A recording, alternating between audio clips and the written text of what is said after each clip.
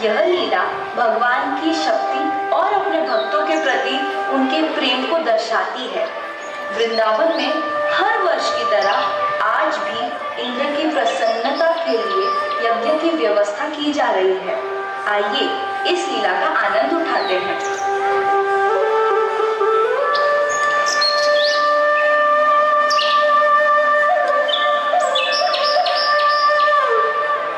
बाबा, आप इंद्र के लिए यज्ञ क्यों कर रहे हैं? हमें इंद्र को प्रसन्न करने के लिए हर साल ये यज्ञ करना ही पड़ता है ताकि वो हमें बारिश दे। वैसे ही जैसे हर वर्ष हमें महाराज कंस को कर चुकाना पड़ता है। अरे नहीं बच्चों, इंद्र देव बुरे नहीं हैं, वो तो बारिश के देवता हैं। पानी जीवन के लिए अति आवश्यक होता है, इसीलिए हम हर साल यज्ञ के द्वारा इंद्र देव की पूजा करते हैं। परंतु बाबा, वो तो उनका कर्तव्य है, वो तो भगवान विष्णु के आदेश का पालन कर रहे हैं। देखो कृष्णा, ये बहुत पुरानी प्रथा है और हमें इसे तोड़ना नहीं चाहिए। बाबा, फिर हम धरती की पूजा क्यों नहीं करते जो हमें सब कुछ देती है, और सूर्य की जिसे जीवन मिलता है, और यमुना की क्यों नहीं? कृष्णा, तुम सही कहते हो, लेकिन ये संभव नहीं है। हम सदियों से चलती आ रही इस प्रथा को अकस्मात ही तोड़ नहीं सकते बेटा। परंतु बाबा, क्या हमें आंखें बंद करके प्रथाओं को मान लेना चाहिए? वो तो भगवान विष्णु हैं, जो इंद्र और सभी देवताओं को शक्ति प्रदान करते हैं। कृष्ण बिल्कुल सही कह रहा है। सभी देवता भगवान विष्णु के आदेशानुसार काम करते हैं, और वैसे भी वेदों में इंद्र के लिए अलग से यज्ञ का विधान नहीं है।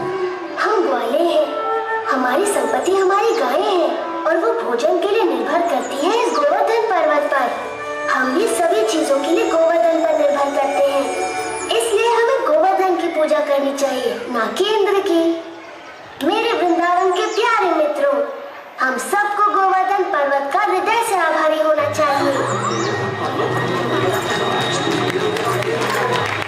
आप स्वयं ही देख लीजिए गोवर्धन पर्वत के इन चमत्कारों को, जो वृंदावन का जीवन है। हमारी गायें इसके जंगलों की घास चरती हैं और हमें मीठा मीठा दूध देती हैं। इसके झरने हमारी प्यास बुझाते हैं। इसके मैदानों में हमारी फसलें और फल उगते हैं। इसकी लकड़ी से बने घर हमें सुरक्षा देते हैं।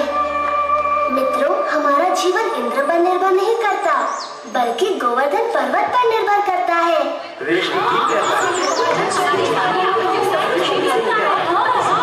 आयुष्मान भव। ये सब इंद्र देव की नहीं, गोवर्धन की कृपा है। इसलिए मित्रों, सब लोग अपना अपना चढ़ावा एकत्रित करें, हम सब गोवर्धन की पूजा करेंगे।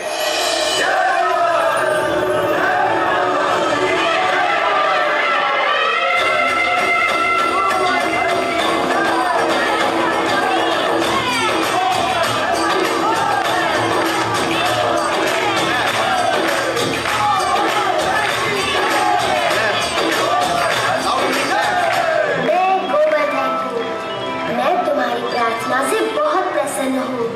अगर तुम सभी अपने पशुओं के साथ मेरी परिक्रमा करोगे तो मैं बहुत प्रसन्न होऊंगा।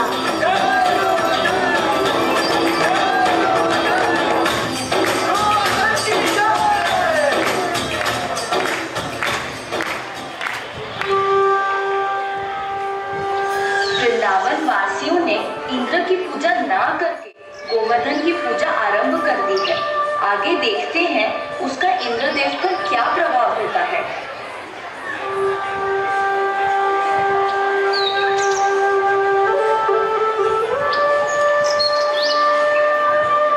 राज, वृंदावन गांव के वासियों ने आपकी बजाय गोवर्धन पर्वत की पूजा शुरू कर दी है। क्या? गोवर्धन पर्वत?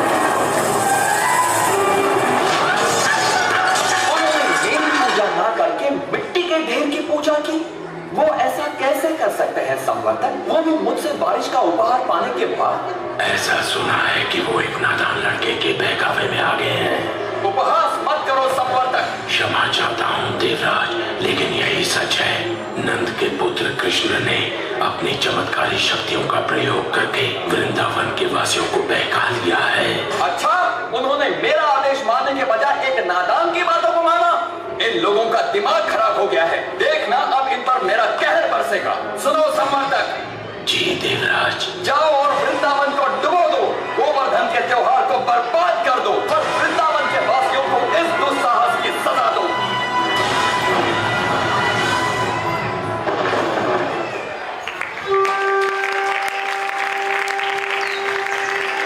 संवर्धक ने इंद्र के आदेशानुसार वृंदावन में भीषण वर्षा शुरू कर दी है। आइए यह दृश्य देखते हैं।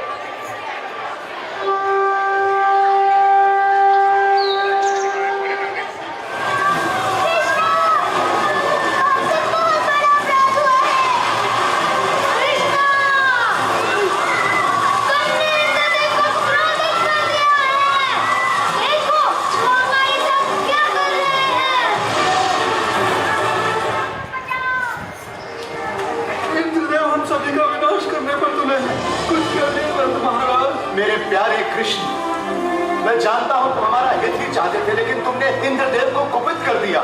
हमें इसी समय उनसे क्षमा मांगनी चाहिए। परंतु बाबा, देखो बलराम, बाबा ठीक कहते हैं। ये सब मेरी सलाह के कारण कष्ट हो रहे हैं। अभी भी देर नहीं हुई, हम इंद्र से क्षमा याचना कर सकते हैं। रुको, कृष्ण कभी भी हम पे या हमारे वृंदावन पे आंच नहीं आने देगा, कभी नहीं। आपने सच कहा माँ। आप सबके लिए मेरा प्रेम इंद्र की इस दुष्टता से बहुत बड़ा है। वृंदावन की रक्षा मैं अवश्य करूँगा। कृष्णा, हम मेरे बच्चे।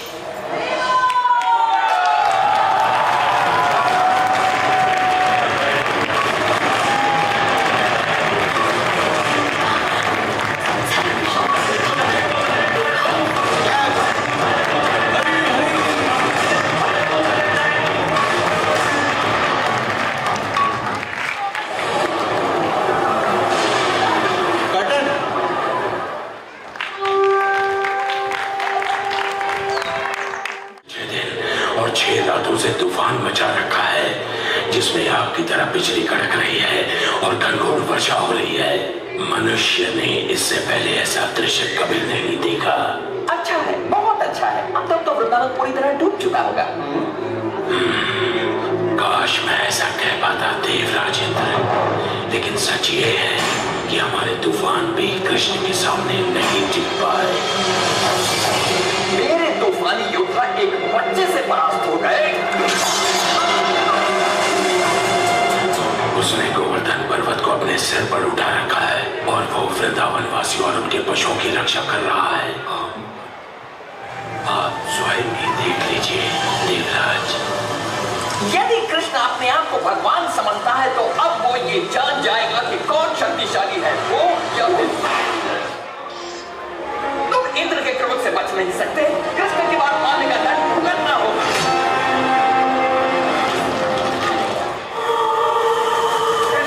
कृष्ण हमारी रक्षा करो।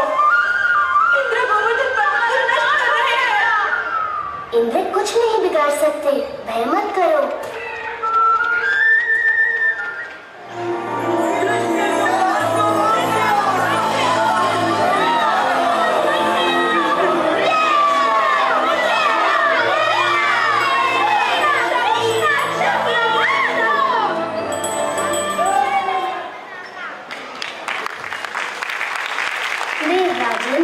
मैंने देखा आप मुझसे कितना स्नेह करते हैं, अन्यथा मेरे प्रतिकार के बाद भी आप मुझसे मिलने यहाँ क्यों आते?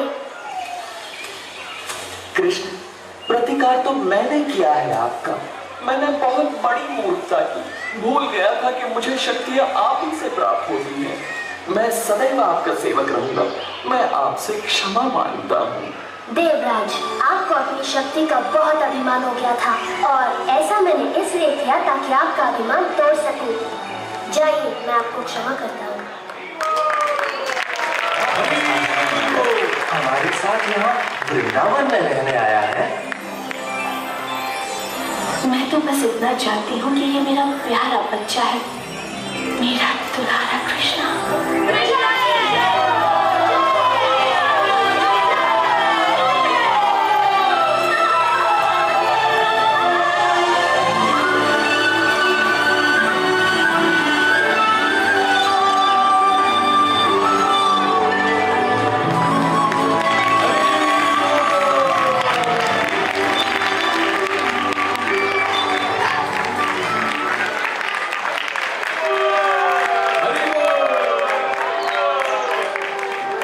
भगवान कृष्ण ने इंद्र को उपदेश देने के बाद उनसे कहा कि वह अपने राज्य स्वर्गलोक में वापस लौट जाएं और हमेशा यह याद रखें कि वह कभी भी सर्वोच्च नहीं है, बल्कि सदा परम पुरुषोत्तम भगवान के सेवक और अधीन है।